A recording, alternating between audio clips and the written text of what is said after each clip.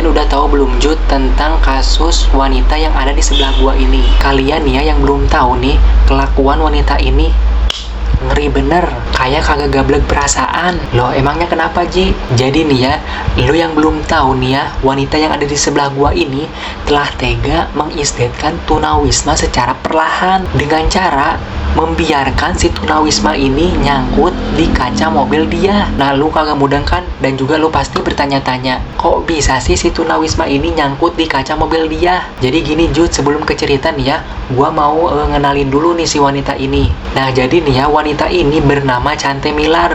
Lalu nih ya, korbannya bernama Gregory. Nah kejadiannya ini udah lama Jud, pada tanggal 21 Februari tahun 2001 di Fort Worth, Texas, Amerika Serikat. Jadi ceritanya tuh begini nih. Jadi pada saat itu wanita beraura maghrib ini habis pulang dari klub. Nah si wanita ini, si Chante ini pulangnya itu mabuk sambil mengendarai mobil. Nah pas lagi enak-enak berkendara nih ya, si Chante ini nih ya, ngeng ya. Nah tiba-tiba nih ya, si Gregory ini nih ya, tiba-tiba dia ini mentas jalan. Nah si Chante yang pada saat itu sedang mabuk nih ya, kagak lihat si pria ini sedang mentas di jalan. Nah karena kagak lihat nih ya, si Chante ini sama dia ini dalam keadaan mabuk, ditabraklah si Gregory ini sama si Chante, dilegur. Dan yang paling parahnya nih Jud, si Chante ini malah kagak berhenti. Dia ini malah melanjutkan mobilnya ini langsung pulang. Yang paling kasihannya nih ya, keadaan si Gregory. Nah si Gregory ini nyangkut di kaca depan. Jadi keadaan si Gregory ini nih ya,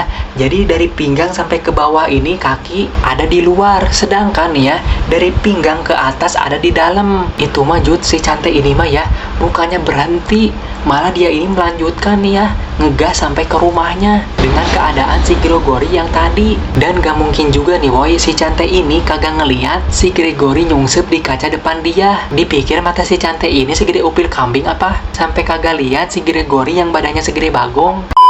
Pas sudah nih ya, pas sudah sampai rumah si Chante, mobilnya sudah masuk garasi rumah dia. Lu tahu kagak, si Chante ini malah turun dari mobil, terus malah nyelonong aja masuk ke rumahnya. Padahal nih woy, padahal si Gregory ini udah teriak-teriak minta tolong ke si Chante. Kayak gini kayaknya, tolong mbak, ini gua nyangkut mbak, kagak bisa gerak. Emang nih ya, pada saat itu nih ya, tubuh si Gregory ini nyangkut di kaca depan mobilnya si Chante dan gak bisa gerak sama sekali. Karena apa nih coy?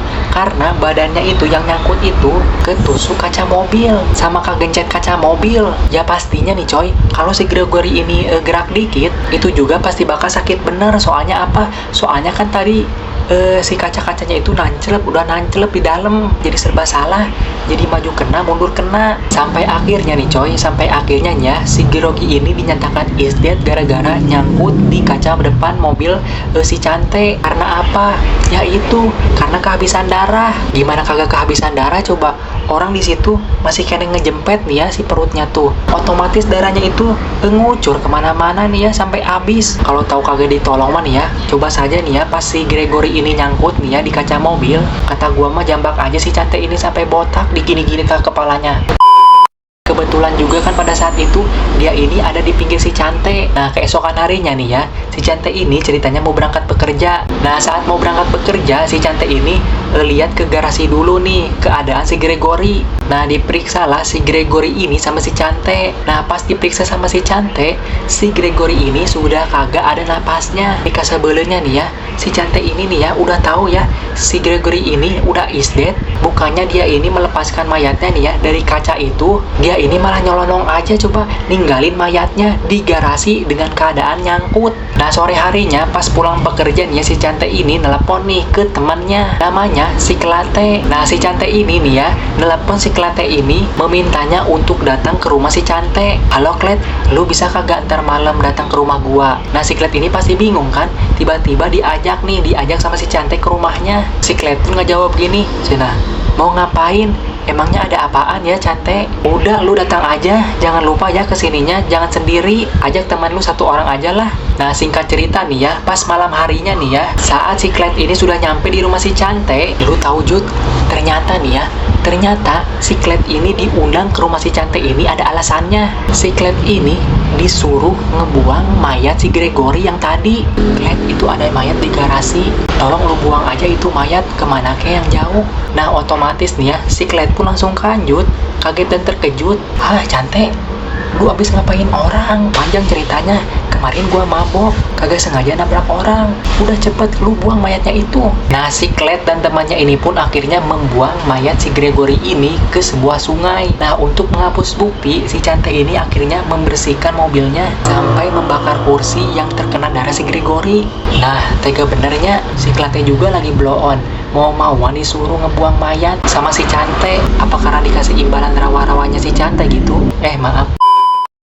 Nah, singkat cerita, setelah 4 bulan kecelakaan itu, ada nih temannya si Cante, namanya si Keke. Nah, si Keke ini ceritanya mainlah ke rumah si Cante. Ternyata di situ nih ya, si Keke ini ngeh nih, ada mobil di garasinya si Cante yang keadaannya itu rusak. Nah, otomatis kan si Keke ini kepo, nanyalah ke si Cante, "Teh, itu mobil lu kenapa rusak gitu? Hancur gitu depannya?" Nah, dijawablah sama si Cante, "Oh, itu pada saat itu, waktu itu gue terkena musibah." Nah, akhirnya si Keke pun percayalah omongan si Cante dan tidak melanjutkan omongan topiknya itu. Nah, pada saat itu si Cante ini mabok-mabokan lagi di klub sama teman-temannya. Ceritanya nih ya, ceritanya si Cante ini di situ itu mabok berat, dan si Cante ini mabok beratnya itu malah menceritakan kejadian yang kecelakaan itu ke temannya si Cante.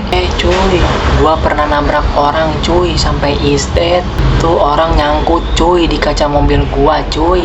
Tapi pada saat itu gua biarin cuy sampai dia is dead cuy, sampai kehabisan darah. Nah, saat mabok nih ya, di situ temannya ini masa bodoh lah sama ucapannya si Cante. Nah, si temannya ini yang tadi diceritakan sama si Cante, dia ini ceritalah sama si Keke yang pada saat itu pernah datang ke rumah si Cante. Diceritakanlah omongan si Cante ini sama temannya ke si Keke. Pas diceritakan nih ya, si Keke ini langsung terkejut. Ditanyalah si Keke ini, "Kek, lu kenapa kok kayak terkejut gitu?" Nah, udah gitu si Keke ini ceritalah ke temannya itu bahwa dia ini pernah melihat mobil si Cante di garasi dengan keadaan hancur.